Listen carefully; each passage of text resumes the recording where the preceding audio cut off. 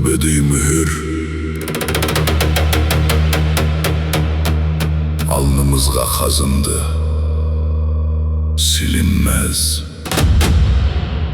altın tamga.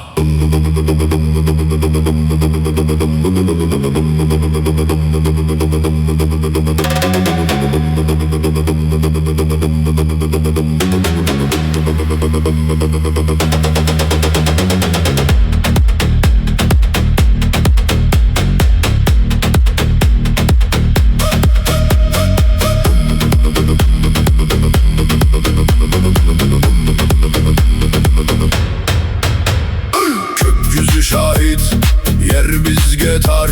Ruhumuzda sönmeyen bir ateş var. Üç dişli mühür kökke yükselir. Her bir darbesi kalbe güç verir. Gümüşten değil altından özü, Kırım Tatarların sönmeyen közü. Asalet kanda, işaret mında, bekleyler bızını her bir kıyıda. Altın tamga köklerde süzülür, kaderin ipleri mında çözülür. Tamga vur, tamga dur, ruhunla hisset bizimki gurur.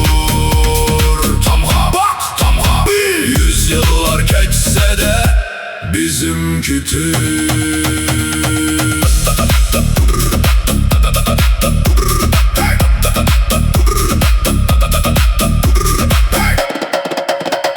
Rüzgarınızı, kartalın bakışı, bu bir halkın yanıdan akışı. Zincirler koptu, mühür uyandı, dünya bu sesle nura boyandı.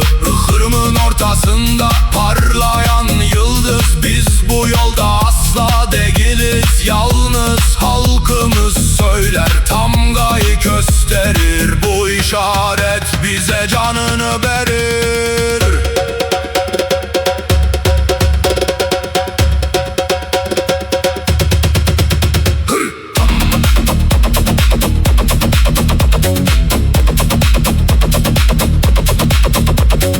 Tamga, tamga, altın sonsuz.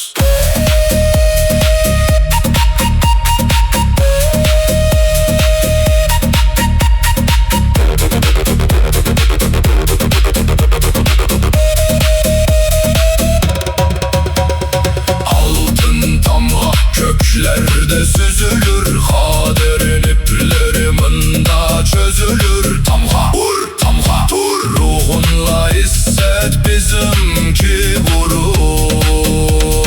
Tamga bak, tamga bil, yüzyıllar geçse de bizimkidir.